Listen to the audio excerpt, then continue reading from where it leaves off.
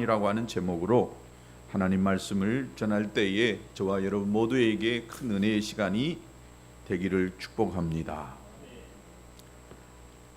제가 며칠 전에 가까이 지내는 목사님과 식사하고 차를 마시는 가운데에 이런 이야기를 제가 들었습니다. 그 교회에 전도사로 있던 분이 2년 전에 이 터키에 이 선교사로 갔습니다. 근데 이 전도사는 터키에 간 지 2년 만에 이 터키의 이스탄불 대학, 우리나라로 말하면 이 서울대학입니다. 터키의 서울대학인데 이스탄불 대학교 재활의학과 이 석사과정에 입학을 했답니다. 그래서 그 교회에 큰 경사가 났다고 그럽니다. 이 전도사는 아버지가 이 신안의 저기 아주 섬에서 목회하는 이 목사님의 이 독자였습니다. 아들 하나 있는 목사님, 섬에서 목회하는 목사님 아들이었습니다. 학교는 저기 세안대학교 들어갔습니다. 근데 이 목사님 말이 약 15년 기간 동안에 자기가 봤는데 지금까지 시험이라고 하는 시험은 한 번에 붙어본 적이 없대. 시험 쳤다가 하면 다 1차는 다 떨어진대.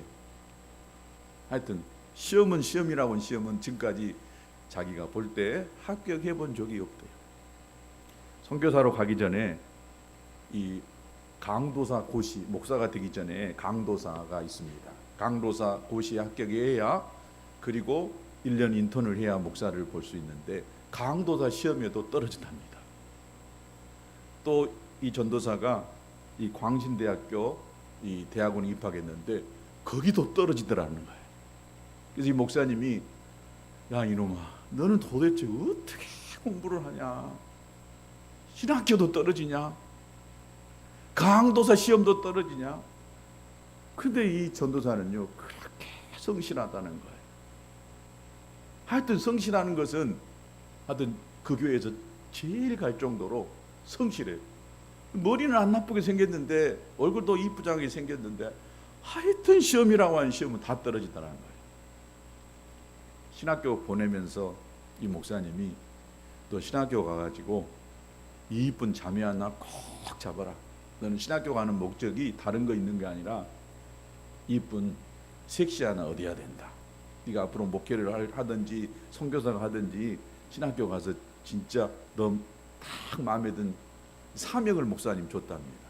근데 신학교 3년을 다녔는데도 아가씨 하나를 못 데리고 오더라는 거예요. 그러다가 어떻게 하다가 터키 이스탄불 대학의 박사과정에 공부하고 있는 이 자매하고 연락이 딱 돼가지고 도저히 수준이 맞지 않는 사람인데 이 자매가 이 형제를 좋게 봐가지고 결혼을 결심하고 2년 전에 이 형제가 이스탄불로 선교를 떠났어요. 근데 지난주에 이 목사님한테 이 보고가 왔는데 자기가 이스탄불 대학 재활의학과 석사과정에 당당히 합격했다고. 앞으로 선교는 자비랑 선교할 수 있다고 걱정하지 말라고 말을 해왔답니다. 그래서 그 교회 이야기했더니 모두가 다 너무 기뻐하고 그동안 한 번도 시험을 제대로 합격해 본 적이 없는데 한 방에 인생은 한 방이다. 한 방에 끝나버렸다는 거예요. 성실하게 신실하게 살다 보면 이렇게 생각지 않은 어떤 때에 그동안의 모든 수고가 다 보상되어지는 그러한 일들이 있게 될 줄로 믿습니다. 많은 사람들은 어떤 크나큰 계기나 사건이 우리들의 인생을 변화시켜줄 것으로 또 우리에게 큰 축복을 가져다 줄 것으로 기대합니다. 하지만 우리의 인생을 멋지게 만들어주고 또 성공시켜주고 복을 받게 하는 것은 연속적으로 또 반복되는 아주 작은 일을 통해서 이루어지는 줄로 믿습니다. 우리를 참 잘되게 하고 우리가 성공하게 하고 복되게 하는 것은 우리에게 있는 어떤 좋은 습관이 우리로 하여금 잘되게 하고 성공하게 하는 줄로 믿습니다. 어떤 습관을 가지고 사느냐에 따라서 한 사람의 이 성패와 또 행불행이 결정하게 되는 줄로 믿습니다. 저의 이야기를 해보면 저는 여러분들에게, 우리 교인들에게 매일 아침마다 보내는 제가 이 메시지를 보낸 때가 제가 40일 금식 기도하는 중에 주님으로부터 제가 받은 감동이 있었습니다. 그래서 제가 매일 아침마다 주님의 말씀을 묵상하고 기도하다가 주님이 주신 이 감동을 성도들에게 흘려보내야 되겠다라고 하는 이런 감동이 있어서 그때부터 제가 이 메시지를 보내게 되어지는데, 여러분 아시겠지만 제가 이 몇 년이 됐는지 잘 몰라요. 전 시간 개념이 잘 없어서 적어도 한 5, 6년, 6, 7년 됐는지 모르겠습니다. 단 하루도 안 빠져본 적이 없습니다. 제가 그 중간에 필리핀에 선교를 간 적도 있었습니다. 우리나라하고 한 시차가 한 2시간 정도 차이 납니다. 그래도 필리핀에 가서도 제가 매일 아침마다 하나님 앞에 기도하고 또 말씀을 가지고 필리핀에서도 제가 이 성도들한테 제가 매일 아침마다 이 몇십 명들한테 하나님의 메시지를 흘려보내고 있습니다. 제가 지난주에 어떤 목사님들하고 이야기하면서 참 감사한 것이 있다. 코로나 약 2년 반 3년이 되는 동안 나는 한 번도 새벽 기도에 빠져본 적이 없습니다. 너무 감사했습니다. 제 몸이 아파서 힘들어서 새벽 기도를 안 나올 수 있었지만 가능하겠지만은, 그러나 한 번도 제가 빠지지 않고 하나님이 건강 주셔서 매일 아침마다 새벽 제단을 지키는 이 일을 한 것이 저는 코로나 기간에 한 것밖에 없습니다. 너 하나님 뭐 했냐라고 한다면 저는 별로 한 것이 없는 것 같아요.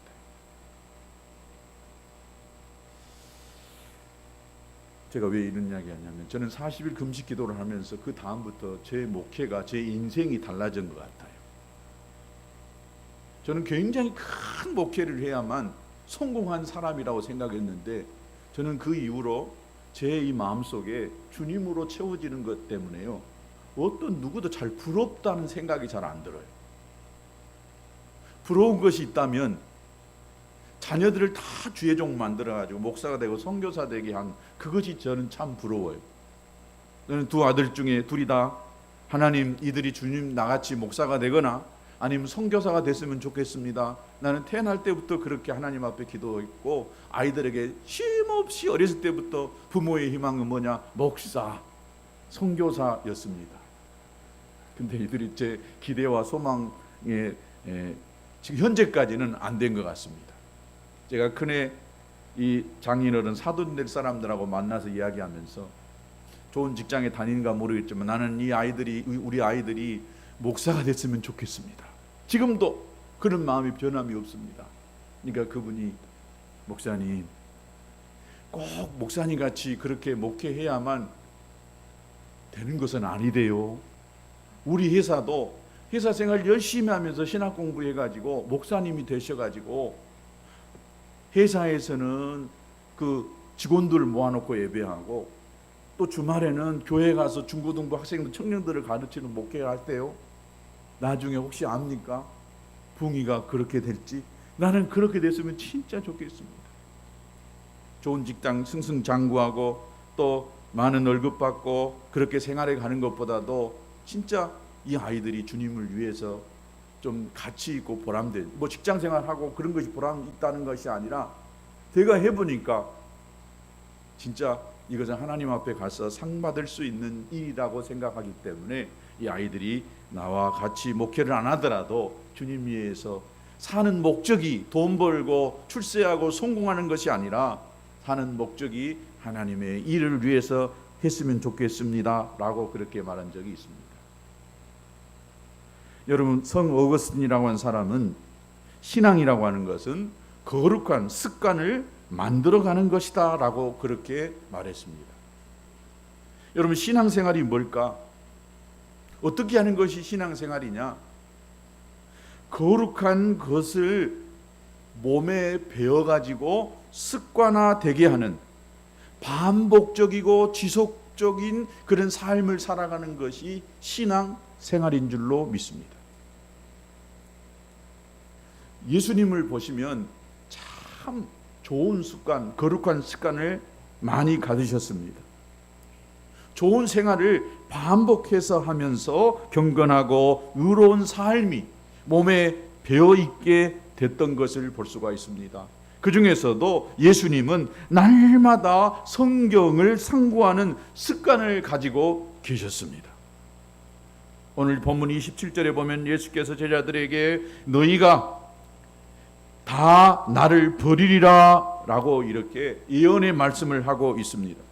그러면서 이 예언의 이 확실한 이유를 이어지는 구절에서 설명하고 있습니다.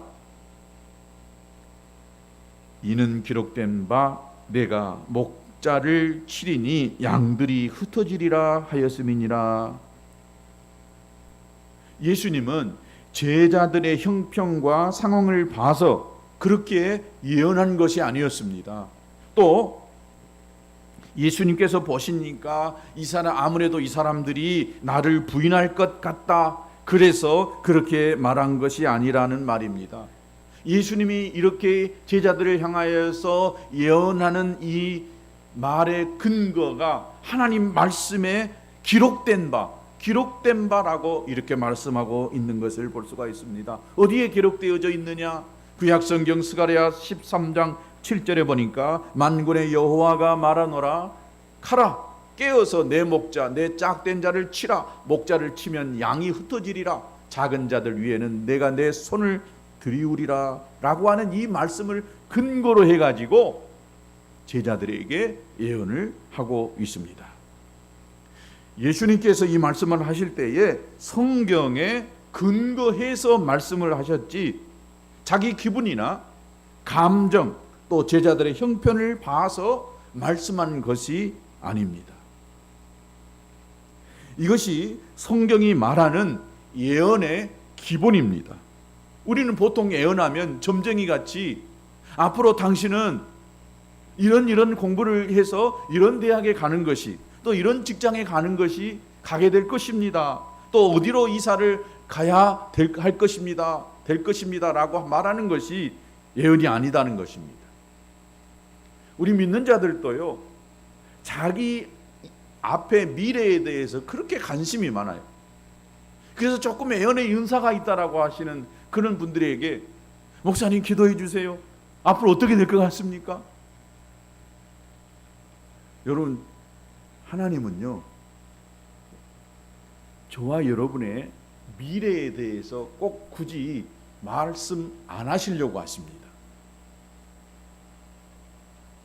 그리고 다만 우리에게 우리가 살아가는 그 삶의 목적을, 소망을 하늘에 두면서 우리에게 주어지는 일에 최선을 다하며 살아가기를 원하셔요.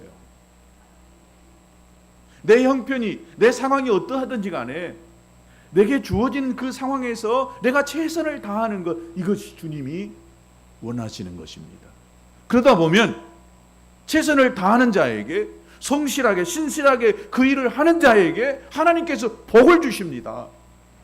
제가 아까 말했던 그 선교사처럼 여러분, 언젠가는 한 번 하나님이 멋지게 성실하게 또 최선을 다하는 사람들에게 쨍하고 해뜰 날, 인생 한 방으로 그렇게 지난날의 수고와 또 헌신과 열심에 대한 보상을 해 주리라고 믿습니다.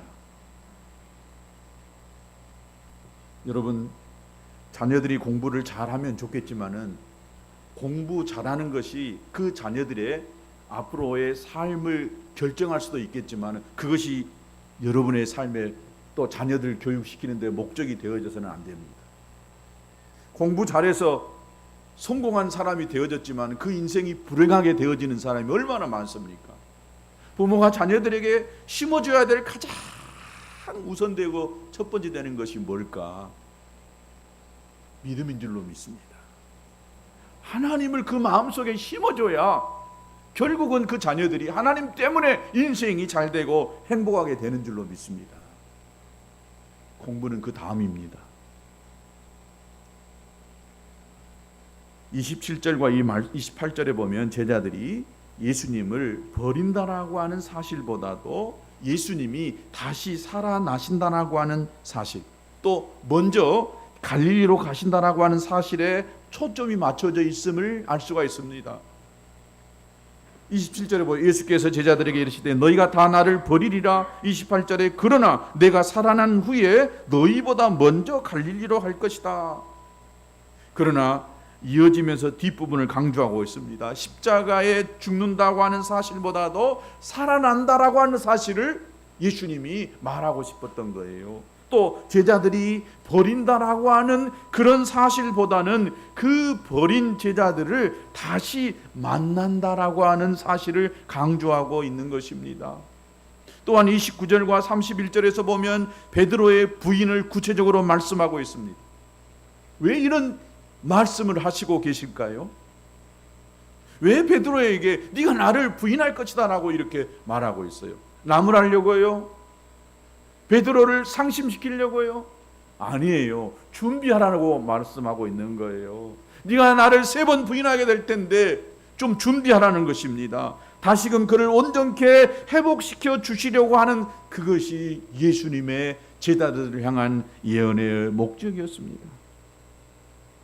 이런 비슷한 이 본문의 내용이 누가복음에는 이렇게 기록되어져 있습니다. 22장 31절과 32절에 보면 시몬아 시몬아 보라 사단이 너희를 밀가부르듯 하려고 요구하였으나 그러나 내가 너를 위하여 내 믿음이 떨어지지 않기를 기도하였노니 너는 돌이킨 후에 네 형제를 굳게 하라.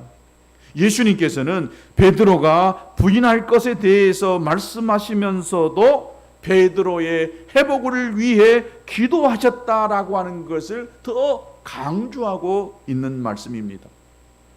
베드로가 회복될 것이며 회복된 후에 무엇을 할 것인지에 대해서도 말씀합니다.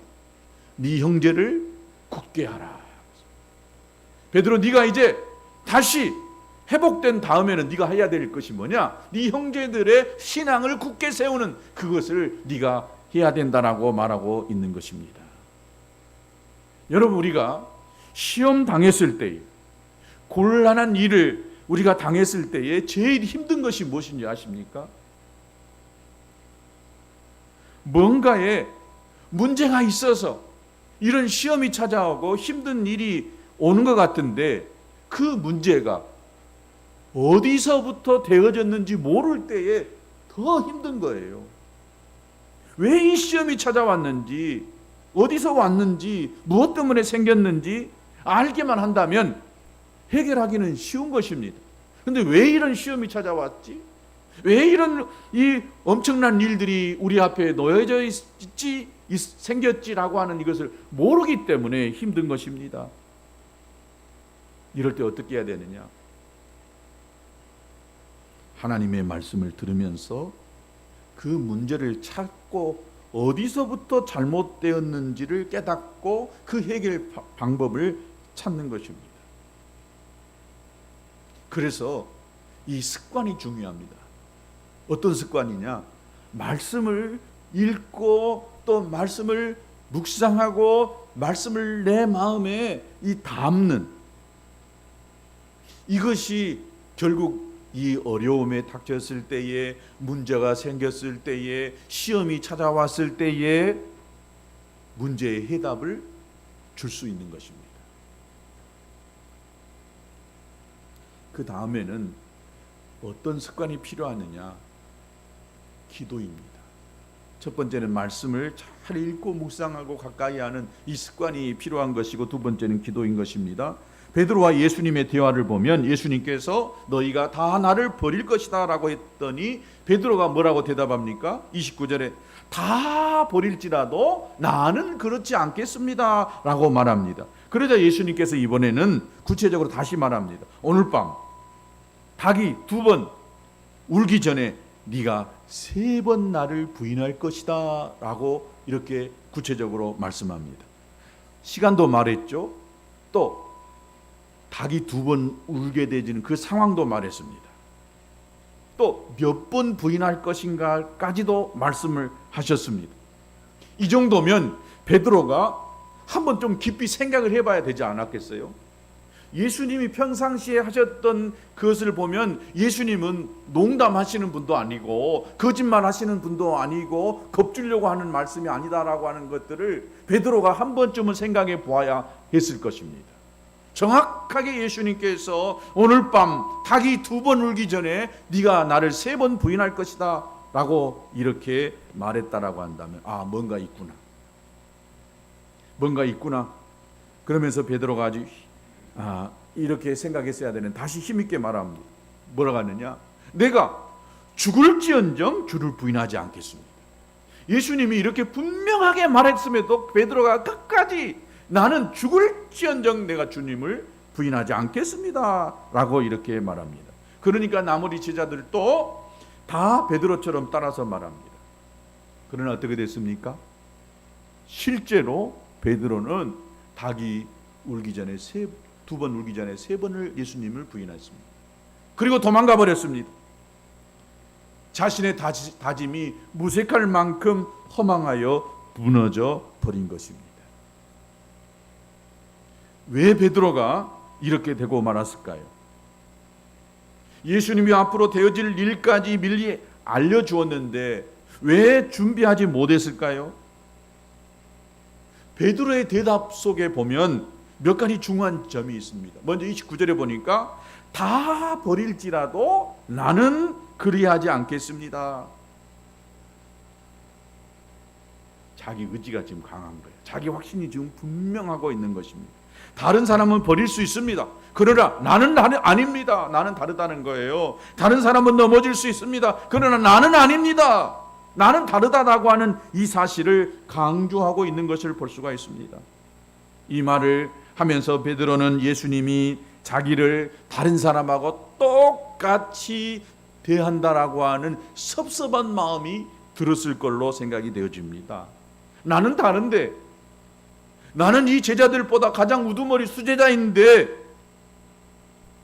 나하고 주님과의 관계가 어떤 관계인데 어떻게 이런 나를 주님께서 다른 사람들하고 똑같이 나를 대한다는 말인가 라고 하는 이런 생각이 들었을지 모르겠습니다. 그래서 그는 이렇게 말합니다. 주님, 진짜 나를 모르십니까? 나 베드로입니다. 나는 저들과 좀 전혀 다른 사람입니다. 어떻게 나를 저러 사람들과 똑같이 취급하십니까?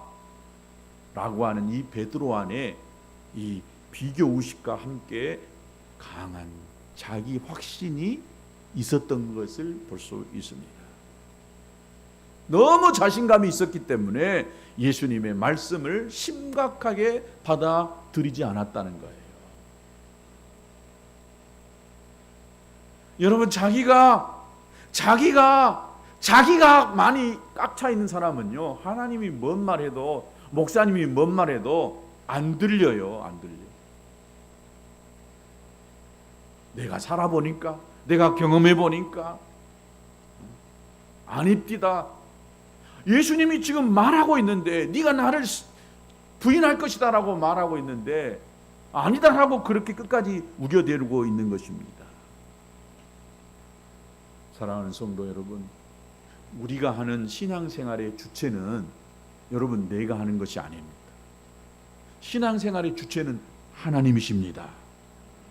하나님께서 내게 힘을 주시고 내게 능력을 주시고 내게 믿음까지 주셔야만 내가 주님을 믿고 따라갈 수가 있게 되는 것입니다. 내가 아무리 열심히 했어도 하나님이 내게 힘주지 아니하신다라고 한다면 안 됩니다. 성령님께서 도와주지 아니하시면 언제든지 우리는 육에 져버리고 사탄 마귀에게 져버리고 상황에 넘어져 버릴 수밖에 없는 것이 저와 여러분의 모습인 줄로 믿습니다. 그래서 신앙생활은요, 내가 하는 것 같지만 하나님이 도와주셔야 되고 하나님이 힘 주셔야만 가능한 줄로 믿습니다. 여러분 결심대로 사는 사람 많이 있습니까? 여러분 결심대로 살았으면 여기 있을 사람 아무도 없을 거예요. 결심대로 됩니까? 안 되잖아요. 며칠 못 가서 다 무너집니다. 그러면서 사람들이 실망합니다. 나는 이 정도밖에 안 되는 사람인 것 같구나. 나는 해도 안 되는 사람인가 보구나. 이렇게 절망합니다. 여러분만 느끼는 것이 아닙니다. 저도 느끼고 오래전 우리 믿음의 선배인 이 베드로도 다른 사도들도 똑같이 느껴본 일입니다. 다시 한번 말합니다. 여러분 신앙생활은 내가 결심했다라고 되는 것이 아니더라는 것입니다. 그 결심대로 살 수 있도록 하나님께서 힘을 주시고 하나님께서 길을 열어주셔야만 가능한 줄로 믿습니다.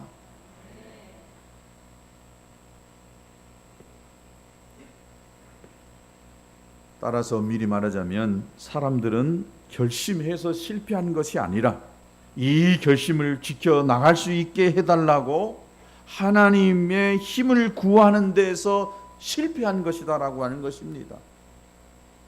열심만 가지고는 안 된다는 것입니다. 하나님께서 도와주셔야만 가능합니다. 그러려면 어떻게 해야 되느냐? 하나님께서 찾아오시고 도와주시려면 어떻게 해야 되느냐? 내 자신을 비워야 합니다. 내 자아를 버려야 합니다. 내가 강하면, 내 생각으로 가득 차 있으면 하나님이 말씀하지는 않으세요. 내 의지가 강하면 하나님이 도와주시려고 하지는 않으세요. 하나님, 나는 할 수 없어요. 나는 못해요. 하나님이 힘 주셔야만 됩니다. 하나님 오늘 또 말하게 해주시고, 하나님 오늘 또 숨을 쉴 수 있게 하시고, 하나님 오늘 또 사고 없이 그 일을 해낼 수 있도록 도와주십시오 라고 이렇게 기도할 때에 하나님이 역사하시는 줄로 믿습니다.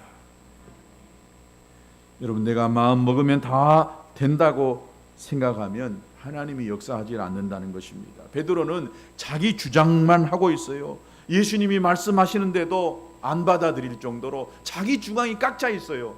그동안 내가 해온 것이 얼만데 나는 절대로 주님을 부인하지 않는다라고 하는, 내가 어떻게 주님을 부인합니까? 예수님이 틀렸습니다.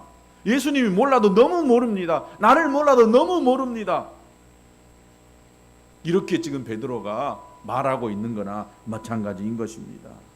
하나님의 말씀이 들어갈 구석이 1도 없는 사람, 자기 주장, 자기 생각이 너무 강해서 하나님의 말씀을 있는 그대로 100% 받아들일 수 없는 사람은 반드시 넘어지게 되어 있습니다. 예수님이 지금 거짓말하는 것입니까? 아니잖아요. 우리가 어느 때 무너지는지 아십니까? 내 생각이 너무 강해서 하나님의 말씀을 전혀 받아들일 수 없을 때에 우리는 넘어지게 되어 있습니다. 베드로가 내가 주와 함께 죽을지언정 주를 부인하지 않겠습니다. 자신감이 차서 말했음에도 이 약속들 중에서 하나도 지키지 못했습니다. 그는 주님과 감옥에 가지도 않았습니다. 매를 맞지도 않았습니다. 물론 죽지도 않았습니다. 그런데 여러분, 베드로가 몇 개월이 안 됐어. 오순절날 성령이 임하고 나니까, 성령이 베드로 가운데 찾아오니까 베드로가 전혀 다른 삶을 살기 시작합니다. 기꺼이 주님을 위해서 자기 목을 내놓는 그런 삶을 살 수 있게 된 것입니다. 그리고 감옥에도 갔습니다. 나중에는 주님을 위해 목숨까지도 바쳤습니다. 기쁘게 순교도 했습니다. 내 마음을 누가 다스리냐에 따라서 이렇게 엄청난 차이가 나게 된 줄로 믿습니다. 우리도 내 자아가 포기되고 내 주장이 사라지고 성령께서 나를 다스리고 주장하기 시작한다면 여러분, 주님을 위해서 놀라운 일들이 우리 인생 가운데에 펼쳐지게 될 줄로 믿습니다. 또 베드로는 육신이 얼마나 약한지를 몰랐습니다. 마음 먹은 것하고 실제 육신이 반응 것하고 얼마나 큰 차이가 있는지 몰랐어요. 마음만 먹으면 육신이 당연히 다 따라서 그것을 할 수 있다라고만 생각했습니다. 여러분, 하지만 육신이 얼마나 약합니까? 기도하지 않으면 우리 육신을요 다스릴 수가 없습니다. 예수님께서는 육신이 얼마나 약한지 알고 계셨습니다. 그래서 말씀합니다. 38절에 시험 들지 않게 깨어 있어 기도하라. 마음에는 원이로되 육신이 약하도다.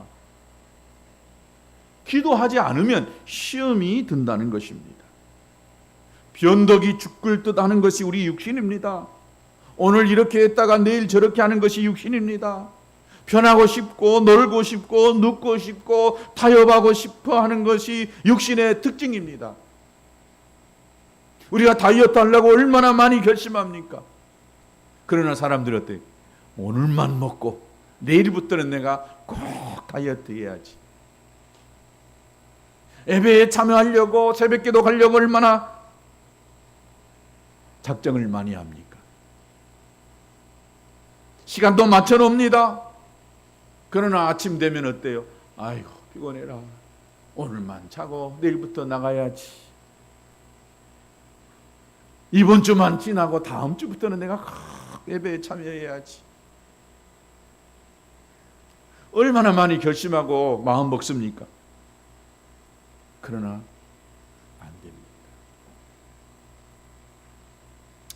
저도 최근에 한 가지 무너진 것이 있습니다.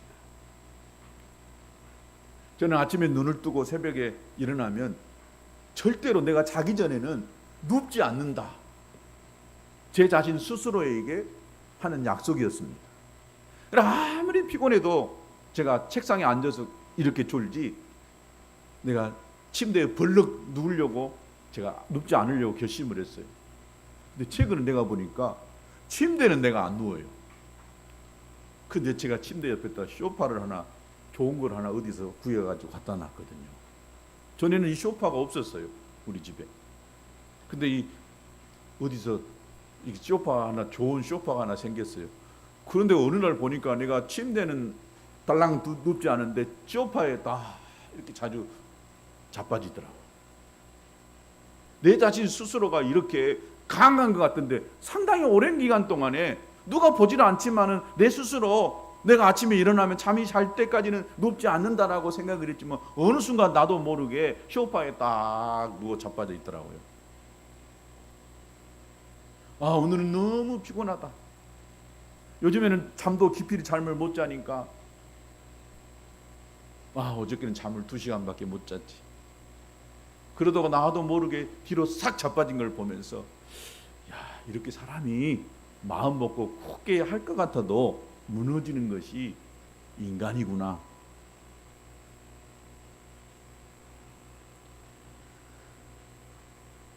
여러분, 그렇습니다. 사단 마귀가 제일 잘 공격하는 부분이 어디인 줄 아십니까? 육신입니다. 육신. 육신을 공격당하면 사람들이 맥없이 팍팍 무너져요. 아픔을 줘봐요. 그러면 아프니까 신앙생활 못 하겠다는 거예요. 아프니까 교회 못 나가겠다는 거예요.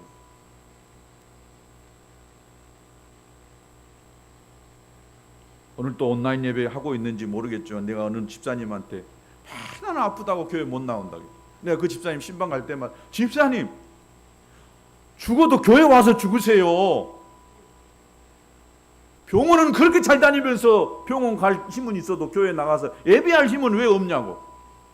내가 수없이 많이 이야기하다가 지금 지쳐가지고 안 해요. 그런 결국 어떻게 된 줄 아세요? 점점 더 못 나와요. 병원은 살겠다라고 가요. 근데 예배는 허리 아파서 못 나오겠다는 거예요. 더 아파요. 꼭 그것은 아니겠지만은 그 마음의 결심이 어디가 중심을 어디다 두냐에 따라서 내가 그렇게 되기도 하고 저렇게 되기도 할 수 있다는 거예요. 우리 교회에서 내가 볼 때 제일 힘없고 약한 사람이 누군지 아세요? 우리 박종래 집사님이에요. 미안합니다. 죽을라다 살았잖아요. 심장병으로 인해가 죽을라다 살았잖아. 하나님 살려주었어. 그런데 우리 교회에서 제일 나 다음 사모님 다음에 새벽기도 안 빠진 사람이 박 집사님이에요. 하여튼 졸더라도 와서 여기서 끄덕끄덕 졸더라고. 그래서 내가 어떨 때는 하나님이 이쁘게 보시겠다. 보시면 알겠지만 아침마다 내가요 교회 온 사람 기도해 주잖아요. 오늘 아침에도 기도하는데 감동이 있더라고.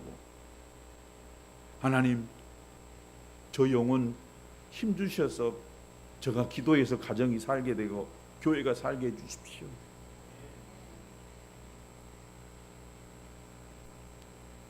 우리가 주님을 위해서 내 자신을 드러내놓으면 주님이 역사하십니다. 그런 믿음을 가지시기 바랍니다. 이 육신은요 제일 싫어하는 것이 기도입니다. 기도. 여러분, 기도가 진짜 쉬운 것 같죠? 기도같이 어려운 거 없어요. 저도 해보면 알겠지만 여러분, 기도 1시간 하는 것이요 하루 종일 8시간 일하는 것보다 더 힘들 수 있어요. 왜냐? 이 기도는 영적인 전투예요. 전투. 기도 안 하려고 기도 딱 하면 그때부터요 온갖 막 생각이 막 떠올라요. 그렇게 잠도 안 오다가 기도하려고 딱 기도하다 보면 그때 졸음이 끄덕끄덕 오는, 여러분 다 경험하셨잖아요.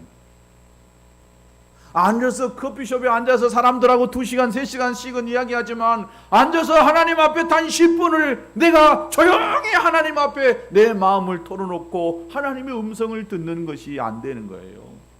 그렇게 기도가 힘든 거예요. 왜냐? 이 원수 마귀가요 기도하는 것을 그렇게 겁내고 기도하는 것을 그렇게 방해해요. 기도하기 싫으시잖아요. 기도하기 힘드시잖아요. 그때 육신을 다 꺾어버리고 기도해 보세요. 그러면은요 은혜가 있게 됩니다. 하기 싫을 때 억지로 해보세요. 그러면은요 거기에 엄청난 은혜가 있는 줄로 믿습니다. 육신을 다스리는 능력은 기도를 통해서 얻기 때문에 기도하면 삶이 바뀌어지기 시작해요. 그것도 작정해서 해보세요. 여러분, 마음에 딱 결심을 해보시고 내가 이번 한 주간, 아니 내가 한 달 동안 내가 시간을 정해놓고 정해놓은 장소에서 하나님 앞에 기도해 보세요. 그러면요 하나님 은혜를 베푸신 줄로 믿습니다. 제 인생과 삶이, 목회가 달라진 것이 제가 40일 금식 기도하면서 제가 내 생각, 패러다임, 내 세계관, 이 모든 게 다 바뀌어진 것 같아요. 짐이 없는 것 같아요. 마음이 가벼워졌어요. 내 인생도 주님의 것이고 우리 근원교회 목회하는 이 모든 것도 다 주님의 것이라고 하는 그 말씀을 듣는 다음부터 짐을 제가 안 지고 있는 것 같아요. 여러분도 짐을 주님께 내어 맡기시고, 그리고 여러분이 좋은 습관을 가지셔서 하나님 앞에 복을 받는, 성공하는 그런 삶이 되시기를 주님의 이름으로 축복합니다.